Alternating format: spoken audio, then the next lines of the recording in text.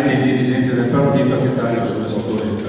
Abbiamo detto prima, e rispondo velocemente, parliamo di competenze regionali stasera, c'è una questione legata alla sicurezza sociale e ai servizi sociali che mancano. Va bene, vi faccio presente che appunto in regione è stato smantellato tutto l'apparato dei servizi sociali.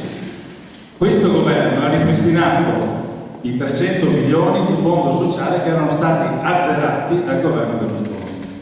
Approfitto per la pista ciclabile, signora Dalle Frate ci siamo già visti più volte, mi ero preso l'impegno con l'emendamento al bilancio 2015 di integrare le risorse per le piste ciclabili.